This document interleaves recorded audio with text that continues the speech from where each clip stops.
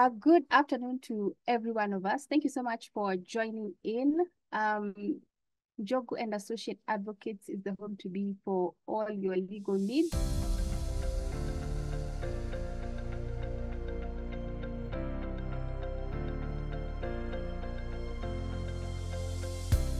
My good name is Modoni Njogu, and I'm the managing partner of the law firm. If you're new here, please karibu sana, and I do hope that you'll be able to join us in this webinar series. It's actually a conversation about corporate governance. So who are we? Njogu and Associate Advocates is a corporate commercial law firm based here in Nairobi. And one of the things that we also do, we help to demystify the law in consumable chunks, so that we get an understanding of what is happening currently in our businesses or even within our own private lives. So I do hope that you feel at home. Question and answer is after this presentation. Last week, my colleague Anita was handling principles of corporate governance. And the reason I just want to just highlight about the principles of corporate governance is because we're going to see that in this particular topic about board dynamics. So just to have a recap of what exactly are the principles of corporate governance, whether it's in the public sector or in the private sector, the principles do not change. So the essence is to have responsibility when we're running our organizations, accountability, transparency, of course, integrity, how we run our businesses, at least at the very core of all this, those principles must be able to be exhibited. And just to move us along, it brings us again to what's the definition of corporate governance. So if I look at corporate governance, various issues come to the fore. The fact that this organization must be held accountable at some point for all the things that it does. There must be a level of transparency, responsiveness. It's an inclusive organization because an organization, I keep saying, it's an entity that is married to so many other things. So there are stakeholders, there are shareholders. So, and also an organization owes a duty of accountability as well as a corporate citizen. So when we merge up all those principles together, it brings about the element of corporate governance, an organization that follows the rule of law. I just wanted to have a peek sneak, just running through the media, just trying to understand what has been said about corporate governance. And I came across a couple of articles just to highlight the conversation for today about board dynamics. And as I said, the underpinning principles are really going to come to the fore when these conversations or these sneak peeks of various news that has been fed into the media show us. So one of them I came across is about CMC company. I think this has been in the media for quite a while, until to the point where the organization was delisted from the Nairobi Stock Exchange. So in this headline, there was issues about corporate governance malpractices to the extent that the directors were fined 131 million over a secret fund they had formulated for themselves. So if I take the chance of just trying to examine what principle is that a question of responsibility? Is that a question of integrity? Is that a question of transparency? As I said, the principles really come back to the fore when we're talking about corporate governance malpractices and in relation to the board itself. So there was also another instance. This happened, I think, over 2 weeks ago. So 2 weeks ago, we had KUSCO, the Kenya Union of Savings and Credit Cooperative Societies, where there was an issue about weak management structure, such that the board was able to manipulate books of accounts and carry out transactions that were illegal to the tune of 6.5 billion Kenya shillings. When we look at the news today and we're looking at the Finance Act and money is and the government is trying to look for money, I do believe some of these things that go into people's private pockets would really come in handy. Again, the media has well been awash with so many stories. So I could go on and on if I had to clip each and every story that talks about corporate governance and in relation to the actions or inactions of the board. Not so far off, I think we also recall Uchumi supermarkets. Again, this was also another issue of the directors acting in illegal format. We also had Access Kenya Group as well. When there was an audit that was conducted, it exhibited that there was weak financial practices, and to that, the company was losing money. So if at the heart of corporate governance are principles, and if at the heart of corporate governance, there is an organ that has been given the responsibility of having to ensure that the good principles of corporate governance are embraced, those men and women are called the board of directors. So the board of directors ordinarily will include insiders and outsiders. So insiders, like if you have the CEO, that gentleman or lady is going to be called what we call an executive director. So he's part of management, but he's also a director who also sits on the board of management. Also, we'll have independent directors. Well, as we move along, we'll get to understand what are the meanings of all these people. But the highlight here is that it is the board's responsibility to ensure that, one, there is legal compliance. Number two, to ensure the overall direction of the organization. Number three, to ensure that everybody has been held accountable and responsible within the organization. Of course, this includes having key performance indicators to ensure that members of the organization are working. It also looks at trying to avert any sort of risk management that may come.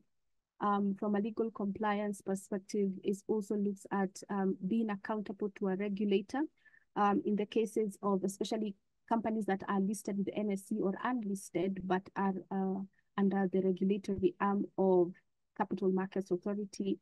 So to ensure that all those regulations that have been put in place by probably the CMA, that the organization is able to abide by all those regulations. So basically, the board is actually the engine of these organizations to ensure that everything and ethical business is being undertaken. If I take the view of a giraffe and put it vis-a-vis the board, so I said that number one, just the same way we have the giraffe overlooking the forest. I don't know how many of you within the call were able to watch The Lion King. It was an interesting recap, and especially when it was on 3D. So you could see that the giraffe can be able again just to see and overlook through the savannah. So even as a board is operating within its day-to-day activities, one of the key things that the board must do is maintain a very broad perspective on governance and on the entire organization.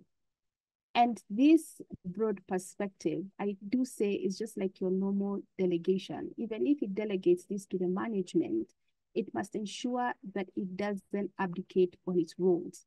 So it also means it needs to keep a close eye on how the organization is running, even as they give the broad perspective in terms of running or in terms of governance. As well, it takes a higher view, focusing on the overarching strategies and goals of the organization in the end of the next 3 years, just the same way that Kenya as a country has Vision 2030, or the new governments or the new regimes vision for the next 5 years.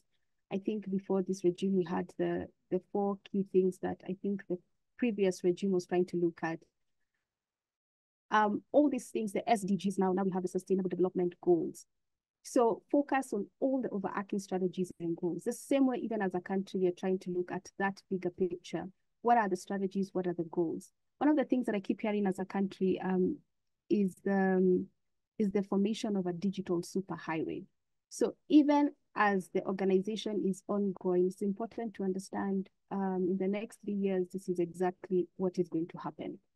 Again, just to take the analogy of a giraffe, it ensures a balanced focus, meaning that it spends most of the time on the big picture, but again, as I said, occasionally examining the finer details. Of course, not micromanaging the management, but at least having a look at whether the organization is going into the right direction. It is important, just the same way a frog will be in hot water and decide to jump out. Those are the business environments that we're normally faced with. Today, there's regulation that is going to pass that is going to affect your business. The board must have a vision. And having a vision means, even as we operate within an environment where sometimes the macroeconomics will not always fall into our favor. Take COVID, for instance. So if the goal of the organization was to go a certain direction, and in the midst of all that, a pandemic happened, this is what we call a VUCA, you know, the environment is volatile, it's uncertain, it's complex, it's ambiguous. But at the end of the day, what exactly should the board be focusing on? A few measures will probably have to be taken, like say redundancy, but at the end of the day, the organization is still staying true to its North course in terms of its mission and its vision. Of course, be receptive to external feedback. At the end of it all, as I said, the organization does not operate in an isolation. The organization operates in an environment with stakeholders. It operates in an environment with its own internal shareholders. So at the end of it all, it needs to form a way that it can be able to put all that feedback together for the great running of the organization. As I said, it's important to understand, just for purposes of definition, who exactly forms the board team. So the board team is comprised of what we call the executive directors. So the executive directors are plainly directors who are in the management, and as well are also directors who sit in the board. This could be the CEO.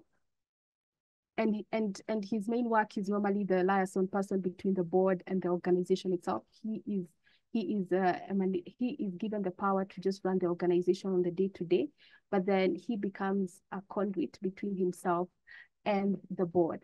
We also have the chairman of the board, which we're going to see how do we even select a chairman of the board to begin with.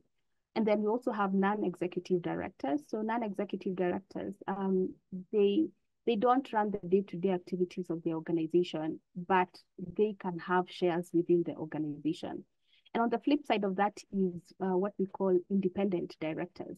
So independent directors, they only get at least an allowance for sitting within the organization, but they don't own any shares. But that doesn't mean that independent directors cannot convert to non-executive directors. They can convert after a period of about 9 good years. And then also on the board, we also have the secretary. So normally this is somebody who has been certified by the Institute of Certified Public Secretaries, and also has all the right qualifications. And the purpose of this person, it's normally a legal person, but it doesn't say that a secretary cannot be a non-legal person. So, but as long as they have been certified that they can be able to sit as a corporation secretary. So again, literally to some extent, they are the secretary of the meeting. And of course, they give advice here and there. To help us get an understanding, when we talk about the board, where will we get elements about the board and the conversations and about the board? And where does the law give the board this sort of impetus to operate within the organization? So just to skim through the general legal framework when it comes to corporate governance, you will find elements of the board in most of these rules and regulations that have been formulated. International instrument or frameworks that encompass the elements of corporate governance. So within all these frameworks, then we have elements about the board. Most of what is said about the board reflects along each other. So we're not going to go through all of them word by word. So from an international perspective, I just wanted to highlight about the question of business and human rights. So now there's an element of where corporates are now being held responsible in terms of, in case there's any violation of any human rights. If I go back to, for instance, our constitution, there are certain fundamental human rights that me as Muthoni am entitled to. One of the key one being, let's say, freedom of expression. Me being here is an element of freedom of expression. So even from a corporate perspective, now business and human rights is now becoming a marriage such that businesses do not violate certain factors of human rights. As well, we also have the local laws. We're just going again by the supreme law of this land, which is the Constitution of Kenya, the Capital Markets Authority. As I said, even if it's a public institution, the same principles really permeate along each other, even if as well it's a private organization. So publicly here we are guided by Mwongozo, the Code of Corporate Governance for State Corporation in Kenya. And also there have been guidelines that have been formulated again by the Institute of Certified Public Secretaries. And of course, other guidelines and codes, which we'll touch slightly a bit as we move along. So let's start from the word go. Having a conversation about the appointment of the board. And I think some of you may be in this call are part and parcel of a board. It would be great to hear how you were appointed by the board before we get into the nitty-gritties. And I do know that I've shared the more Kenya of how the process is supposed to be, but it would be great to just hear from the members on the call, how, if you are in a board, how you were appointed in the board. Allow me to just stop sharing for 1 minute. Anybody who here is a member of a board? Or is the aspiration to join a board? Hello. Hello. Hi. Hi, Stephen. My name is Steve. It's a pleasure to be here. Not really a member of a board, but it's more of a sole proprietorship. So I'm the director, I'm the board, I'm the everything. The manager. I'm also the one who does the cleaning in the office.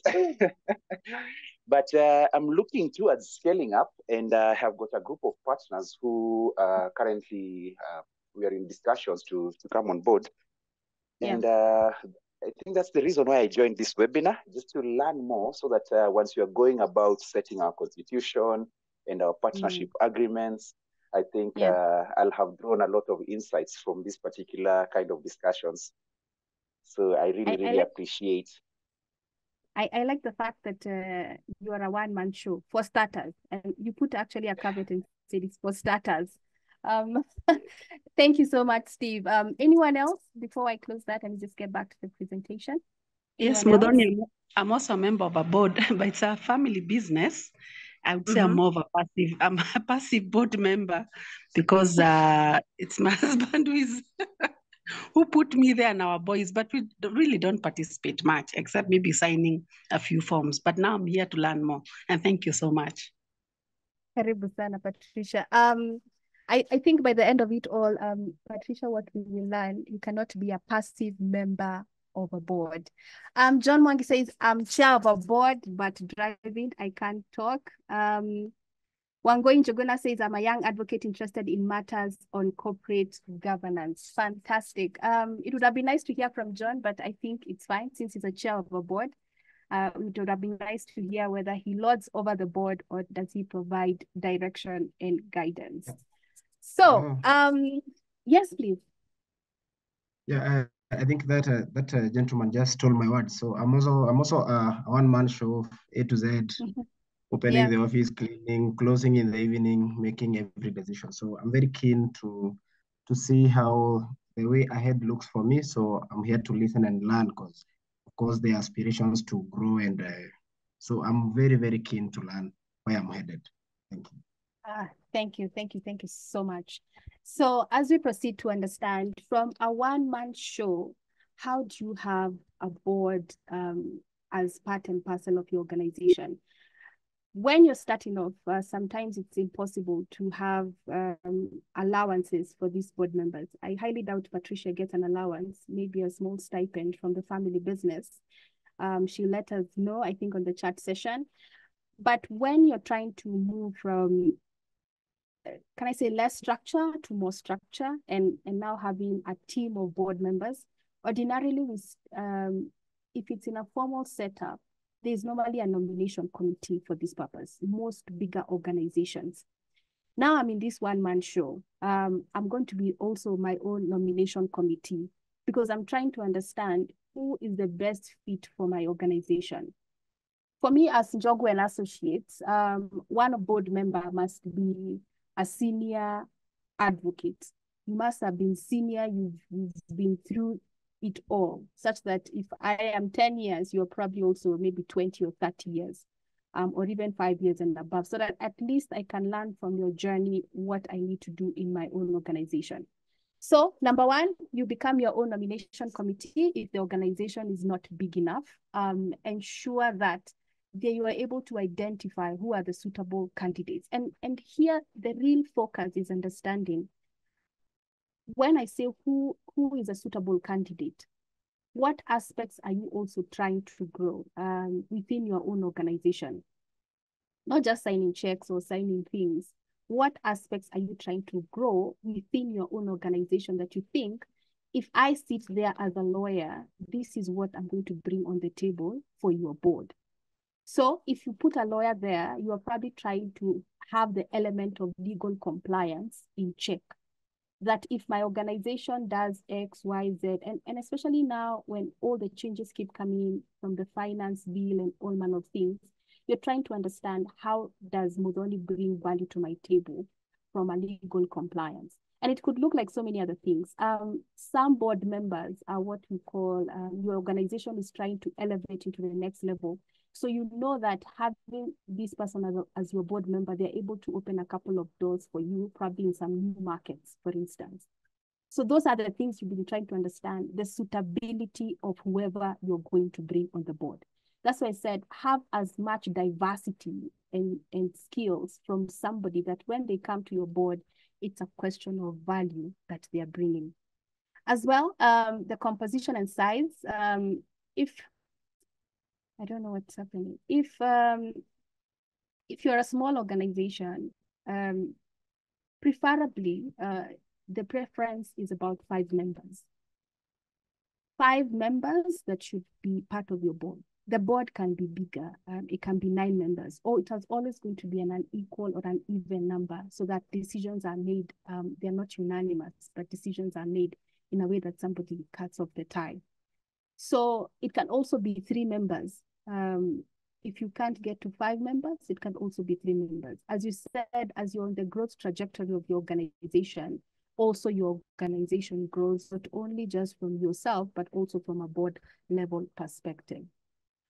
Secondly, 2/3 of the board should be non-executive, meaning they do not run the day-to-day affairs of your organization. And here again, I just want to go back to the participants like Steve, who have said as well that I am the everything in my organization. So if Steve, you are the person who is going to be on the board, let it not be, maybe along the way you carry along a partner, let it not be your too many board members who are running the organization. So let there be this fresh breath of air, that they are bringing new ideas to your organization to take you to the next level, such that either one of you, between yourself and the partner, you can be in the board, if it's a 3-man board, or if it's a 5-man board, at least one of you is in the board, not all of you just get into the board. Because again, sometimes we normally see that the founder of an organization sometimes suffers from what we call founderitis. So sometimes it's very hard to see the clear path of some things because you're so vested within the organization. You need that dosage of fresh air to tell you that maybe if you think about this way, it's not going to work, or it's going to work. If I would give recommendations, as I said, for a nomination committee, if you are a bigger organization, and bigger does not mean 1 million people. Bigger could be 10 people. If you're able to just sit 2 or 3 of you in your family meeting and say, we're going to nominate, we're going to get somebody who is a board member for this organization. The minimum number should be at least 5. If you can get 3, the better, as long as they're able to, cut that tie that may be brought by us an even number. So it at least must be an odd number. And then, of course, the balance between the executive and the non-executive. I say the executive is the person who is running the day-to-day activities, and the person who is not running is called the non-executive. Have a balance of about 2/3. Conflict management, executive members ensuring that if you are running the business, you must understand that there may be instances that there may be a conflict of interest. That's why I said, like, if you are 2 partners, just have one of them. It doesn't have to do. And one of the key things that brings about a lot of conflict of interest, just to go back in terms of, I think, the Nakumat case, where you are the person who has been selling. If you are looking for supplies, you are also the person who has been supplying your own organization. So going down the line, I think also with the case for CMC, that was also the same problem, where you are also servicing the company, but you're also a director. So trying to manage areas of conflict of interest. Competencies and diversity, I think we have already catered to that, ensure that the board is as diverse as possible. Whether that looks like more women on the board, or whether that looks like minimum number in terms of gender, that could look at it. The chairperson's role, that must always be a non-executive director within the organization. One of the key things that I find have been problematic, and especially when it comes to small and medium enterprises, is the idea of writing things down. Such that if I go back and ask Steve, Steve, do you have your own employment contract? Do you have your own key performance indicator for the organization? If I'm selling something to somebody who is an external stakeholder, do I have written things? The same way that things must be in writing. And I keep saying that a lot of the problems that now as a lawyer, and especially when I have to do something, is when I ask for the write-up, was there anything in writing? It doesn't have to contain all the legalese, as long as it can show me you as Mudhoni, you are appointed as a director in the company of Steve and company, and this is your role within the company. That's it. It doesn't have to have too much, but at least even if anything were to ever go wrong, and I normally have to put a caveat as a lawyer, because if some things do end up in a litigation process, the documentation is an important factor. So ensure that the directors, there's a write-up.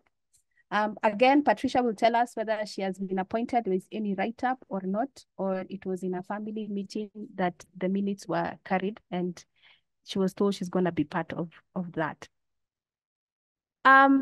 When now we come to the roles, what is the role of the board exactly? The role of the board is basically to provide leadership and strategy. Like, what is the strategic way that we're going to drive this organization?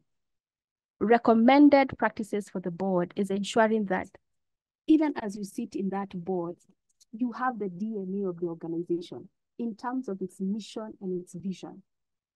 At the end of it all as well, you need to be guided by certain elements or policies that are able to guide you. As we move along, we're going to see what things like board charter, board annual goals, board calendars look like, so that at the end of it all, the board, one of the key elements of the board is compliance. So ensuring that even within ourselves, we can be able to have direction that tells us this person is supposed to do that.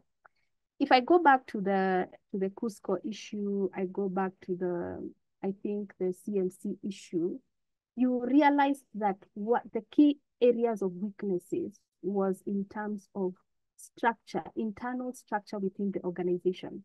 Your policies are not correct. How you look at your risk management is not correct. How you look at, in terms of the procurement processes are not correct. So that means there's a window or element of opportunity somebody has able to exploit against the company. So the work of the board is to set up the policies of this organization. So these policies could mean, number one, remuneration policy. So if I sit on your board, if it's a big board, what are my sitting allowances? How much do I get out of this? If there is a conflict of interest, how do we manage conflict of interest within the organization? So is there a policy that tells us that first of all, you cannot trade with the organization. We are trying to grow the organization. You cannot trade with it. So is there a policy that tells us that? Or is there a write-up that gives direction to everybody, person who sits on the board? This happens, this is not supposed to happen. When you're talking about finances, how can we keep, for instance, the CEO accountable? What are the policies? If we're going to have support in terms of board committees, how is that going to look like? And what will be their roles? And do they have a JD? And here I'm talking about a slightly bigger organizations that have the support of board committees. So how is that relationship between the board and the board committee? Can we find a legal instrument that sort of solidifies that relationship? So policies and strategies, that is the work of the board. Organizational structure, I will not completely emphasize on that. Just like for partnerships, we normally have, there's a partner, there's a managing partner. What's the role of the partner? What's the role of the managing partner? How is my role slightly different from the partner as opposed to anything beneath me? Then how does the admin look like? How does the legal look like? So there must be some level of organizational structure so that we're able to put, as again I said, we're able to put either legal documents, for instance, an employment contract, or having an understanding of employment policies, data protection policy, which is now a hotbed, and things like that. So can we be able to have an organizational structure that tells us Steve does X, his partner does that, there's going to be a partnership deed that tells them to do that. In most companies, what I see that we don't have what we call a shareholders agreement that tells us, number one, how does this person exit the organization? What happens to their shares?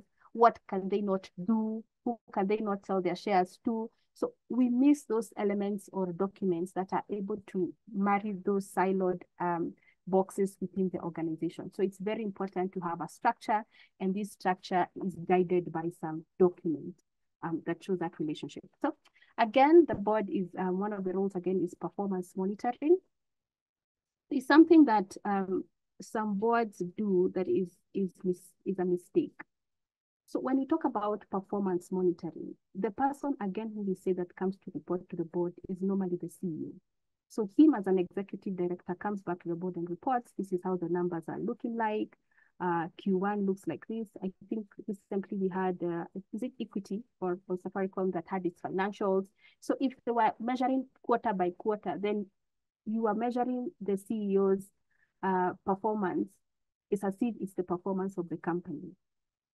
But two different things. One, you're measuring the performance of the CEO, and the CEO has so many roles.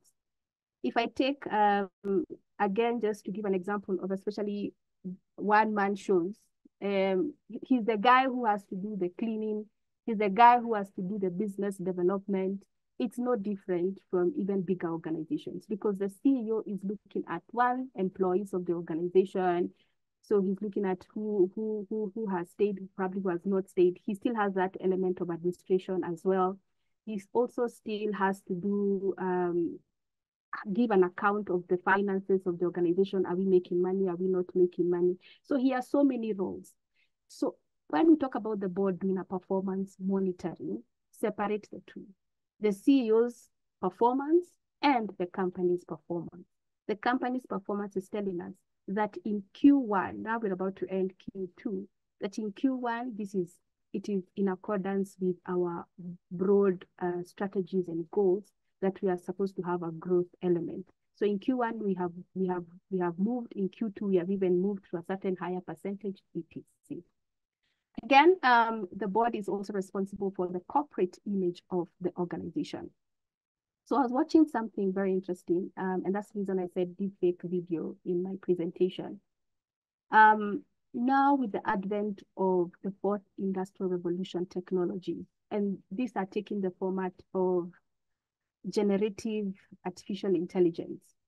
So AI, there is more, forget even ChatGPT for a second here.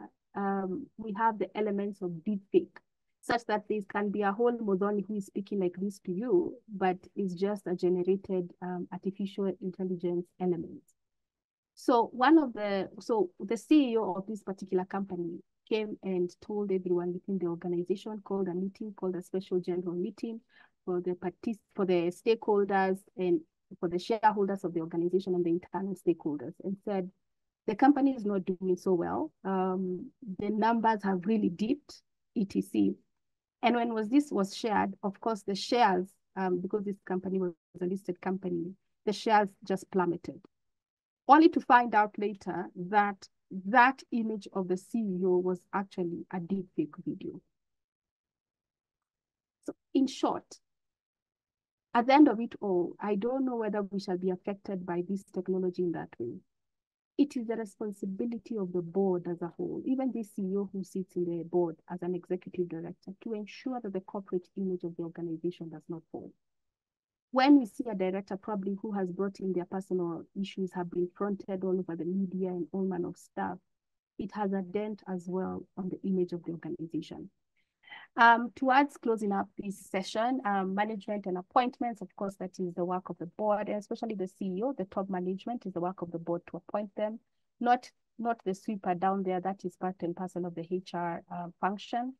And also make an understanding of the management remuneration, how much is supposed to be paid where, and of course, be the voice between the shareholders and the stakeholders, which is by virtue of communication. So the board, in terms of compliance, as I said, it fits at a very integral part. It's ensuring that everything that needs to be done under the law, it is accountable. That's the reason why, even if we are trying to come up with our own board, it's great that you have somebody who is from the legal fraternity, at least also sitting on that board. Because issues will emanate that talk about money laundering. For instance, the organization is in the financial sector, tax matters may arise, corruption and bribery, all those issues may arise. So it is important at least to have a legal person sitting on your board to help with some of these things. It's also important because it helps the board in compliance in terms of the general rules and regulations that we had highlighted before, and especially when it comes to matters diversification of the board. Now it's a plus if you're able to show that you have a certain way of doing things in terms of diversification. It's now an embedded concept in corporate governance. I will not go through the rest of that because some of these things are self-explanatory. If you're able to, we have this video on YouTube. Just recommended practices for board members. There must be honesty, collective responsibility, time commitment, and continuous learning. As we do that, there is somewhere that I read that when it comes to a board, we need to understand various personalities of the people that we bring to a board. In the animal kingdom, I remember I had mentioned about the Lion King. In the animal kingdom, there are certain elements or animals that represent certain sort of moods. It is said that a cat has the ability to sleep for 18 hours a day. I do hope that you're not that board member who gets into the board and says nothing, absolutely nothing. In fact, you're looking at the time when you should be leaving for that meeting. You are not like a parrot who cannot allow any other person to have a conversation in that board. So we know when we say kasuku, huyu mtu ni kasuku sana, it's because we know that this person either talks a lot, lots over others, and you're not able to get anything within that conversation. What is the ideal way to come into the board? If we talk about it in terms of board etiquette, and board etiquette, I don't think it just holds squared just on boards. It's also how you conduct yourself. So I want to hear from the participants, what kind of an animal spirit do you think that you should bring to the board? I want to see whether you watched a couple of cartoons when you were a bit younger. What do you think is the animal that at least you should try and emulate in the animal kingdom when you bring your personality to the board? Anybody who has watched a lot of Animal Kingdom, they know the characteristics of animals. We've said a parrot speaks too much, so there's already a problem. The cat doesn't talk much. Probably the sheep is a hard mentality. So they'll say what lawyers like to say. Lawyers like to say, Your Honor, I associate myself with the submissions of my colleague. Basically, you're saying, I have nothing useful to add. So which animal do you think should be emulated as a personality trait when you come to the board meeting? Anyone? Again, this is Tim. The idea, even as I'm listening to this, is the cartoon character of the animal that's coming to mind is Winnie the Pooh, which is actually a bear. And what I admire about Winnie the Pooh is that she's so motherly. Yeah. She's able to accommodate, she's able to fend for the needs of others, and basically to show some form of leadership. Yes, I think that's what I have in mind. Winnie the Pooh, who is a bear. Okay. All right. Anyone else before I share the supposed answer? But it can be anything. Anyone else? Anyone else? What do you think? From Wangoi, she says, Kung Fu, the panda, be yourself and open to learn. Okay, so a panda, a bear. One final one before I put it to a close. Let me try, Modoni, maybe to be, is it a rabbit or the hare, which is very fast and proactive. There is a saying in, they say it's an African proverb. If you want to go far, you go with others. Or something like that. If you want to go far, you go with others. If you want to go fast, go by yourself. Is that the same, I think? Eh? Yes, it's the right one. Yeah, so if you become the hare, wouldn't you be too fast for the rest of everyone else? Since you want to go with others. And you remember we said the body is a collective. The body is not a one-man show. They'll moderate me because we all have different personalities. So we'll compromise. All right. So not to say that any of the answers are wrong, but whoever came up with this, as I said, is actually an elephant. So taking the characteristics of what Steve said about Winnie the bear, the elephant has this ability to just exhibit leadership and maturity and drive the board's conversation to the next level. But again, as I say, I don't think there's any wrong or right answer. It depends on how you interpret the content of that. So in terms of responsibilities for my screen is slightly big. Just allow me to end the show. Yeah. So in terms of the board, we want to talk about the role of the chairperson. So if the role of the chairperson, given the fact that we have understood what the board members are supposed to do, now we have this leader who has been placed in this position. I will say that I normally find it interesting, and especially when I do succession matters. When I do succession matters, the idea is that if somebody becomes the administrator, then it means that they have the powers to do whatever they want to do. No, that is not the correct legal position. And I will say this in relation to the chairperson of the board. So the chairperson of the board is practically a facilitator. He's the guy or the woman who is able to lead the agenda of the day and become that conduit of, moderating. Like if we have Patricia who is in a hurry, I don't know a hurry to go where, but we are able to moderate all these personalities that come to the board, right? And then it is also his responsibility to provide support. As we said, there's the chairperson, there's also the CEO. So he's also the person who is supposed to give a lot of support as well to the CEO, so that even as the CEO comes in to give his briefings within the board, that common goals are going to be met or common goals can be exhibited by that relationship. So his work is to ensure that there's a book that he said, leaders talk last or something like that. His work is to ensure that members are fully participating in the deliberations of the meeting. And of course, understand any agendas that need to be set, harness the collective skills of the board. So he's that person who is mellowing in the whole conversation. So the chair's role, number one, is not to bind everyone with his decisions. That's not his work. As I said, his work is to be a facilitator. Let me throw in a question. So the meeting has started. Probably let's say we had an agenda for the meeting to start at 12. The chair has not come in. It's now 12:20. No, 12:30. He has found us at agenda number 4, for instance. What happens?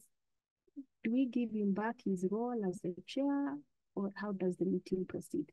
Please let me know within the chat session what you think. Of course, we say there are term limits for non-executive board. I'm unable to completely go through all my slides, but allow me to just highlight a couple of things that are key now. There are term limits for the non-executive board members. We say the non-executive board members are the people who are not into the day-to-day running of the organization. And we said the chairman must be a non-executive member. So his tenure is about 6 years. So 6 years that have been divided into 2 terms of 3 years, 3 years. And it shouldn't be that. And then when we now talk about the support that is given to the board as well, as we said, doesn't work in isolation. The board also has support of what we call board committees. So ideally, there are committees that are suggested by the rules and principles and regulations of corporate governance. Audit, risk, remuneration, nomination, governance, and compliance. But this is what I say. You can tailor-make some elements of corporate governance within your organization. Let's say, for instance, one of the committees that we need to have an organization like KEPSA, perhaps, is a committee that is specified to, let's say, a certain policy or certain policy work. ICT policy, for instance. So everything towards ICT, this committee has been made so that it can also report back to the board. So it is not in strictness that the committees must be what has been advised. You also know your organization better of what you might think one of the committees shall be. So clear terms of reference, just the same way we said in the appointment of the directors, also the committees must have a clear terms of reference. Like if in the family chairman is made it a company, we can have a committee for people who look for investments. They either look for investments in where we can buy land, they look for investments where we can invest in the next corporate government infrastructure bond, they look for investments where we can buy all manner of investments. So we have created a specific committee that comes back to report to our board of the chairman that tells us in terms of investments, it is what we have come up with. So there must be clear terms of reference. So please remember to answer my question on the chat session to tell me if the chairman comes in at 12:45 or 12:30, who takes over the meeting or what happens to the meeting. So again, there must be expertise, there must be professionalism, there must be a calendar of how these committees meet. So it also gives a seamless engagement as well with the main board. So let's talk about board meetings. As we said, we have different personalities that we have to onboard into the whole process. But it takes the participants or the directors that you have chosen, and especially for people who are starting off, as 2 of our participants have highlighted to us. With time, you'll be able to understand what kind of a person have I onboarded as a director. And once it reveals to you that there is no value, you are entitled to actually let go of this board member and onboard somebody else. So in this meeting, there are some simple etiquettes, just like any other normal meeting. Please don't walk in too late. Take time to understand the agenda. I was looking at something that had been shared how Jeff Bezos conducts his meetings. So he said for him, a meeting cannot be more than 10 to 15 people. Those 10 to 15 people, if I eliminate, let's say today I don't want to meet the board of investments. Today, we just want to deal in our board agenda. Today, we just need to deal with the committee on risk. So that those 10 to 15 people, he equates them to a pizza. Like there are not, I think, more than 12 or 10 pieces in a pizza. So the meetings are very short. The meetings you have read way in advance in terms of he gives you a 30 to 20 minute window period to read. So the same etiquette when it comes to any other meeting is the same etiquette that is required as well in terms of the board meeting. Who should be in attendance of this meeting? As I said, one of the key people who should be in attendance, of course, is always the chairman. The meeting cannot go on without the chairman. But as I said, you need to tell me what happens when the chairman walks in when you're at agenda number 5. And as well, the corporation secretary. This instance, I want to say that if you're a small business, you might, if you have brought in the legal person, you might also want to bring in the legal person who can be acting in interim as the secretary of the meeting. So she's able to advise from a legal perspective, and she's able to take minutes in the right format within the organization. Board meetings, when should they occur? As we said, there are sitting allowances in some big organizations, in some they are not. There must be, number one, there must be a plan how these meetings are going to occur. And I'm going to talk about it just slightly later. There must be a systematic way of conducting these meetings. So that we're saying you're having 4 meetings in a year. Strictly, there is a calendar way in advance that tells me we're only on the 12th of June, we're going to have our second board meeting, that the agenda of the day is XYZ. So ensure all these things happen way in advance. So, as I said, there must be a work plan. Your board must have a work plan. Patricia, if I ask you, what is the work plan of this family board? Do you have one? No, we don't. As I said, I'm just a passive member. And you said there's nothing like that, but in my situation, that's how it is. Okay. So as I go to answer the question, to check your messages in terms of the question asked, I will say this. There is a skill that you bring to that table. There is a skill. It's not because Patricia talks in a certain way. You know, sometimes leaders are elected because they are eloquent enough. But there is a skill or something that you bring to the table. And if you bring that skill to the table, it means the trajectory of this family board can move in a certain direction. That proactiveness. As well, most boards, you will realize that there must be capacity building of the board member. And there are so many courses that are online. Some you can take with the Institute of Directors, just to also up the skills in terms of how to operate as a director in a board. And this does not mean it has to be in well-structured boards. There must be a reason why the family has come up with a certain structure that says there's a board, and then you are called in to do certain elements. So 1, capacity building is key. 2, there's a skill and reason why you've been called to be in this board. So just to go back to my question before I wind up on certain elements. So Patricia, you said that probably the chairman should wait till the meeting ends and he or she gives direction as the decision to be made. I think they can pause for a minute to brief him on how far they are. He can put them in any comment towards the closed agendas. The current chair continues leading the agenda of the day. Yeah. He can take the final slot to give direction.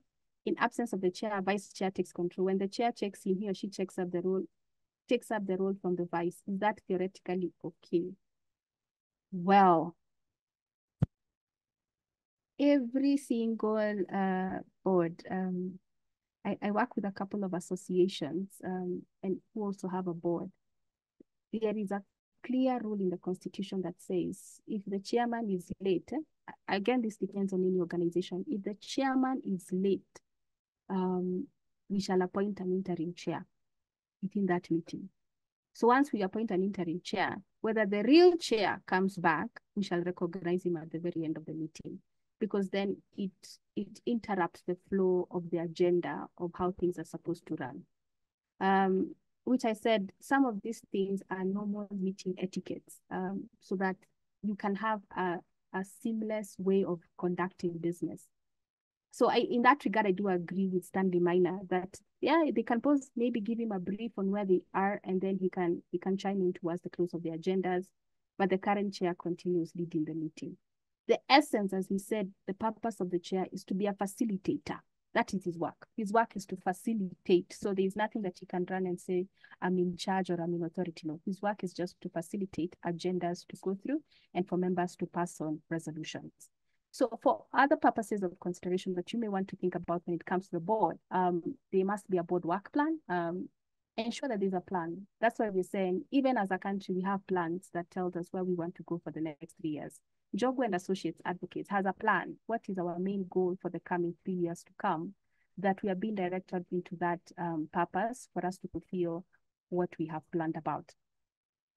And I must say the board work plan is not the calendar. So if I have a work plan that says by year 2024, we should have done, let me give an example. We should have done 20 webinars on corporate governance, maybe. So we have decided to stagger the webinars for 2024. But the idea of the webinars has nothing to do with just being undertaken as a KPI. It is marrying into a bigger goal that we want to achieve in the next 3 years. So that it becomes such a seamless engagement. One, there must be a plan that gives us an overarching view of the strategies and the goals of the organization. Then there must be a board calendar. So this calendar is telling us that let's see how far we are going in terms of achieving those goals and strategies. There's a very interesting book that my office is reading. It's called The 4 Disciplines of Execution. Maybe you have read it. Just giving an incline of, can we check where we are at, such that now once the plan is there, we can slot in meetings that help us to keep track of whether we are going as the plan goes along. So having the plan, having the board calendar so that Patricia knows on the 2nd of December, we shall have our other meeting, or on the 3rd of August, we shall have our other meeting just to check whether we are on track for the plan that we have for the next 3 years. As I said, capacity building is important. In fact, if you want to be a board member in a listed company, after 6 months, you must go for, within a period of 6 months, you must go for capacity building.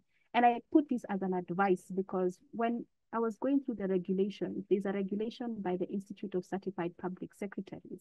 It's actually a recommendation even for private companies that once you've been appointed a board member, it's upon you to ensure that you upskill yourself on how the operations of a board are. Because today you're in the board of the family, but tomorrow you're in the board of another organization. And why not start early? So the board charter will set out the legal framework within which the board must operate. All these documents must be there. As I said, there must be guiding principles or documents that show the board which is the direction that we are taking. And then, of course, just the same way we are looking at the KPI for the CEO and we're looking at the KPI for the entire organization, there must be a board evaluation by itself. Are we doing the right thing? Are we not doing the right thing? For organizations that are listed in the Nairobi Stock Exchange, or they are not listed, but they offer securities, by virtue of the law, they have to have what we call a governance audit. Well, like what we saw in CMC. So Capital Markets Authority ensures that you have a governance audit. But what stops you as a private company to see the people that you put there in charge as board members? Are they complying with what is contained in our board charter, what is contained in our board plan, remuneration? Are they paying themselves way too much? Are they taking the pesa of the chama and, putting it into use, taking time to have meetings in hotels? Are they doing all those things? So it's important to always undertake what we call an audit. The same way we have a medical audit, we're trying to understand, are we still okay? Is everything functioning well? So it's important to always have a governance audit. As well, succession planning. So what happens if one of the board members is unwell and will not come back for a very long time? Or are we grooming somebody for this position so that, as somebody said, the vice chair takes over? Are we grooming somebody for the position of chairmanship? So it's important to always think as a board, what is the plan ahead? So Steve, even if you put Muthoni, so if Muthoni leaves, then who are you in terms of succession, in terms of the legal director? Who is that person that you're looking at? Again, board remuneration, we have already talked about this, ensuring that the board is independent, it's not swayed by so many things. Anybody who has a conflict of interest has already stated so. So the board must always maintain its independence when it's making its decisions. I want to go back to the issue about liability. And we saw that, I think, within the first slide, when we were looking at the CMC, the directors who are fined 131 million, you are personally responsible as a director. Any liability that befalls you because it's part of your or lack of your professional, those professional negligence, you will be liable as a director personally. Personally, you will be liable for any unethical conduct, any mismanagement, you will be liable. So finally, appointment of the CEO is also a board membership, which we said as well, there must be a criteria. How do you hire this person? I wanted to talk about, as I wind up, as the world of corporate governance keeps evolving, certain rules and regulations are changing, certain elements are now coming to the fore. And just to touch on, if I'm in a complete structured board, one of the things that is now being spoken about oftenly now is climate and sustainability. And you will realize that this is not a question of big companies. The other day I was seeing an advert for, if you're in the climate business, I think looking for women who can participate, I think in a certain grant and all manner of things. Would it be so nice that one of it, you have a board?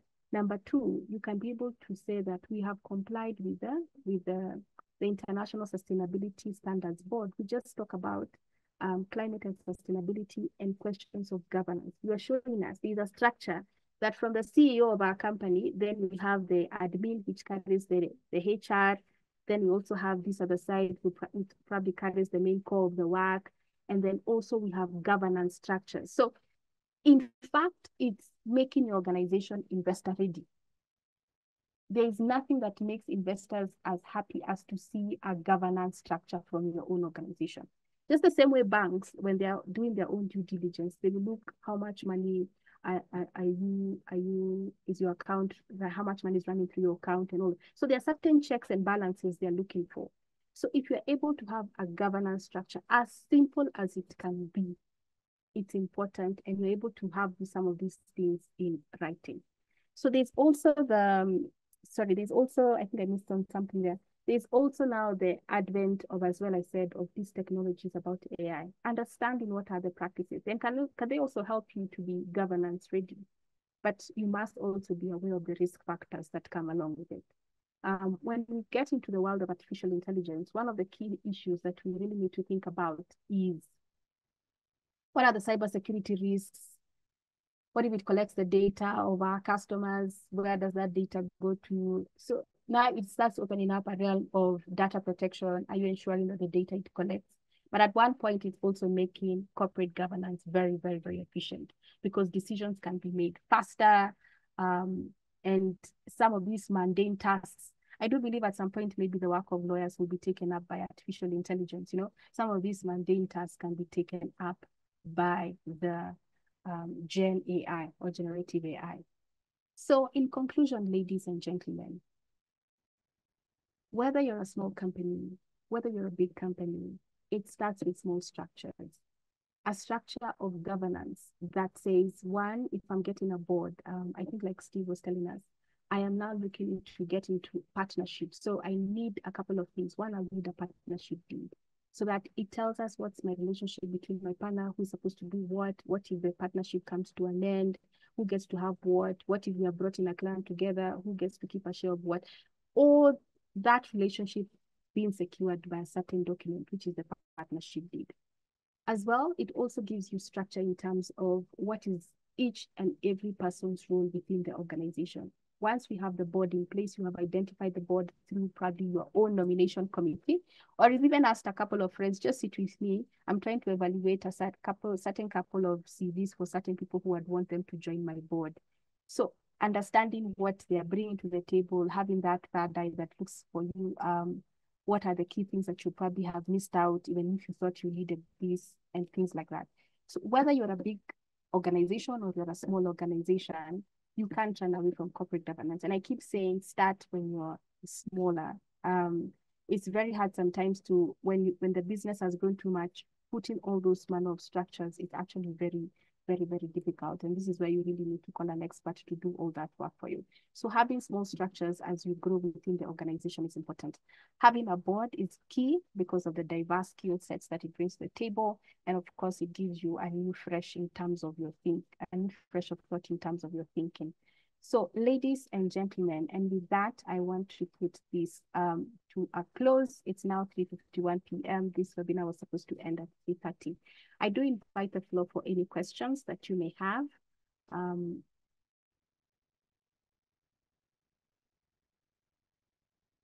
We're open to ask any questions. Thank you very much, Modoni. I have a question.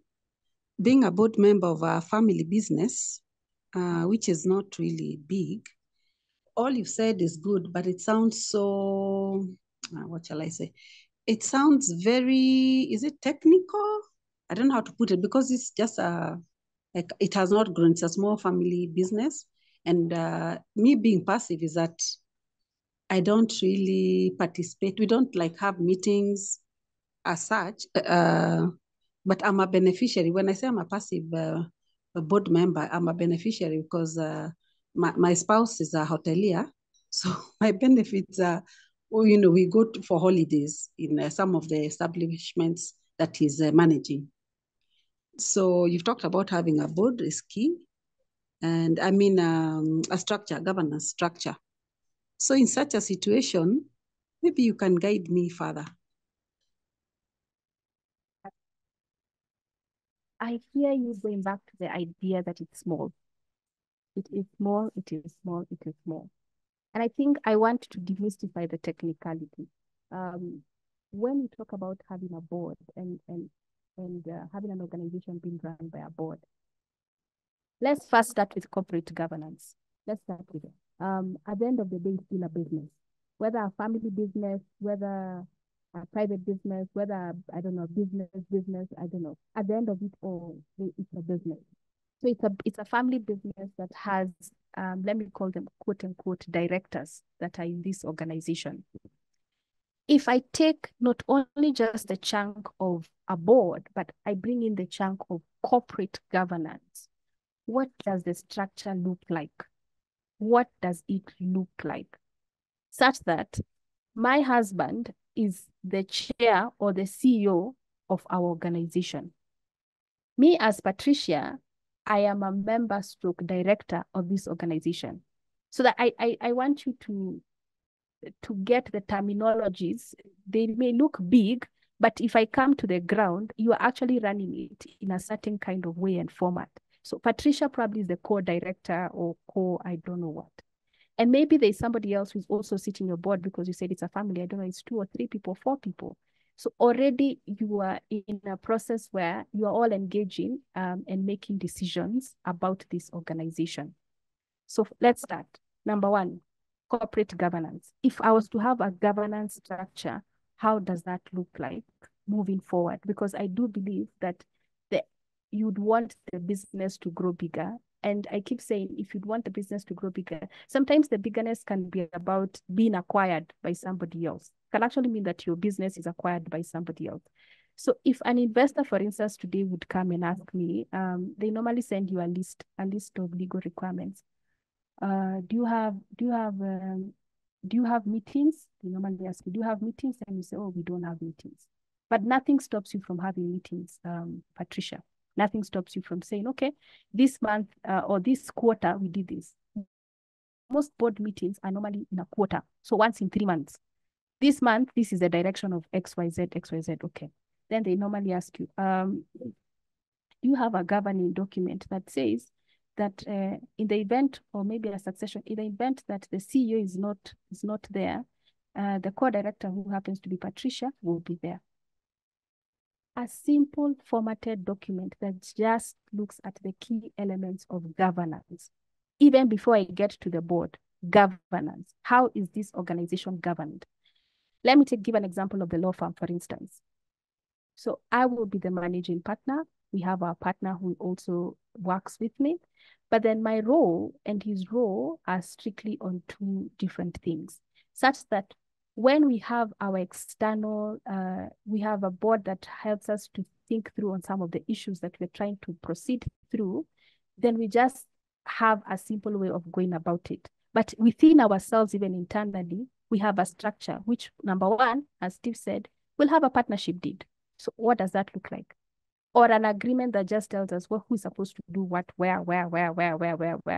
Are our children going to be inheritors in this thing? They are going to be, do they need guardianship and all manner of things? So there is a document that says that.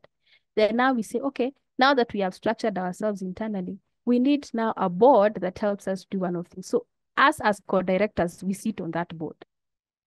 Then are there other people that we bring onto the board? Okay. We shall be doing meetings after every 1 quarter. When the dividends come in or the benefits, let's say you're able to enjoy facilities in other hotels and all manner of things, it shall be looking like this. It cannot extend more than this. Or if it comes like this, we might want to rethink that structure like this. We can also say that nobody is supposed to offer services to this particular organization, maybe because you have witnessed 1 or 2 things. It's as simple as that. So forget the legalese, forget the technicalities, bring it home. Simple structure. Don't even have those voluminous documents. It's just a simple structure that tells us who is supposed to do what is supposed to do. And when the board meets, we are trying to drive this organization into the next frontier. And the next frontier could be growth, could be acquisition. I remember, I think like McKinney School was absorbed by somebody else. They said they couldn't take their own organization to the next level. So they were acquired. Then they are the landlords for the school, but then the school is run by somebody else. So it's simple documents that just do that. In fact, they don't have to contain a lot of legalese, just a direction. How do we meet as a board? How do we improve? What do we need to do? And things like that.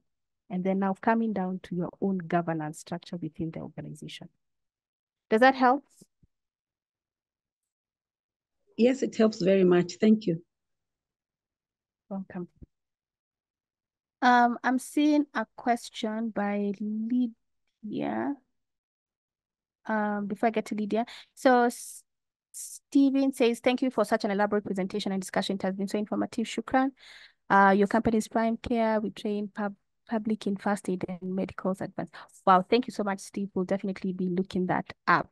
Lydia, your question is, would the Constitution and the Memorandum of Association are quite critical for any organization. How do these two coexist with each other, and how are matters, AGM and elections dealt with in any organization that is member-based? Maybe you can shed light on what you mean by member-based, but normally what has been happening nowadays, like if we are registering a company, the memorandum and articles of association, the companies has now been given what we call a template. Before Kitambo, we used to have drafts that are done pursuant to whatever you're doing in business. Let's say if you're completely in a general company, there was an element of something called a general company. So a general company would be a company that does everything and anything under the sun. So now what they do, they have a sort of a template that says for IT companies, this is how it's supposed to look like, the memorandum and articles of association. So that has never gone into the nitty-gritty of how you operate your own organization, because it's a template that the Sharia house came up with. It just tells you certain things in very abstract format, like a director can only be removed in a certain kind of way. But then it doesn't look at the nuances even within your own organization. So for a company, we have what we call a shareholders agreement. There was a time back when we wanted to remove a certain director from a certain organization, and we asked them for the shareholders agreement because this particular person was a director, was a shareholder. To remove a director is a very straightforward process. To remove a shareholder who does not want to leave is another ball game altogether.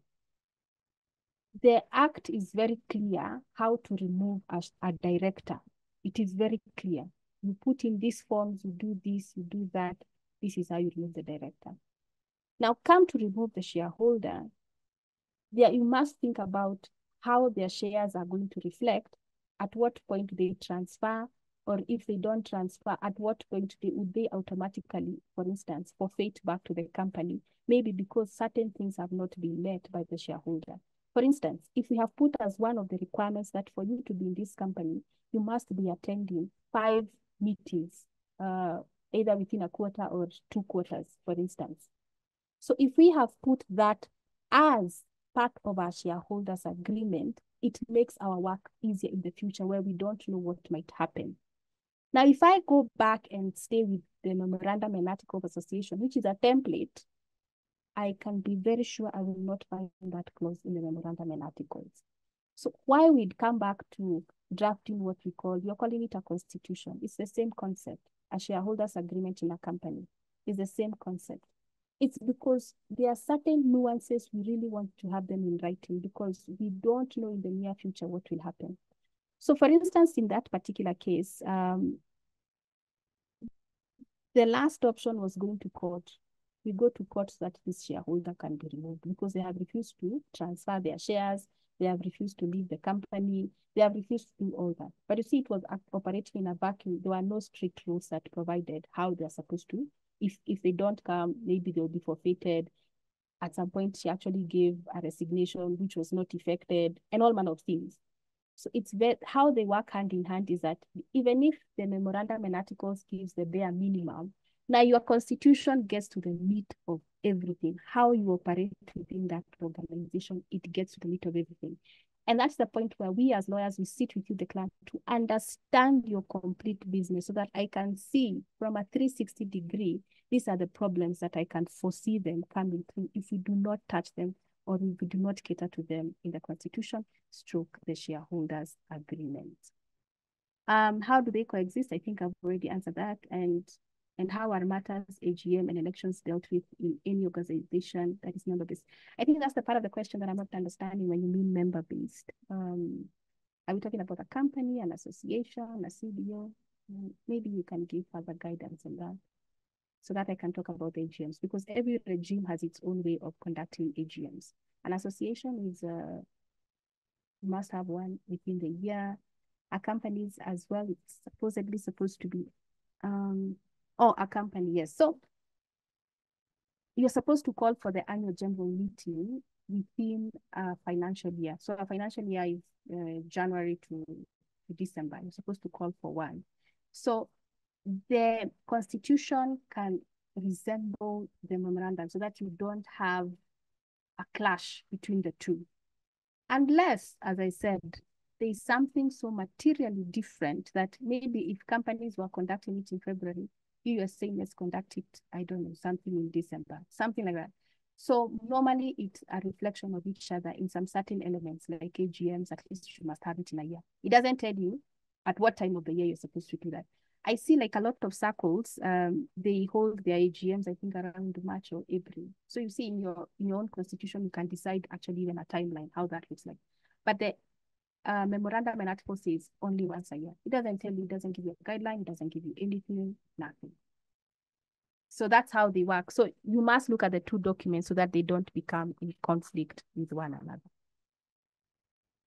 So, ladies and gentlemen, then I'll bring this to a close. Thank you so much for being wonderful participants on the call.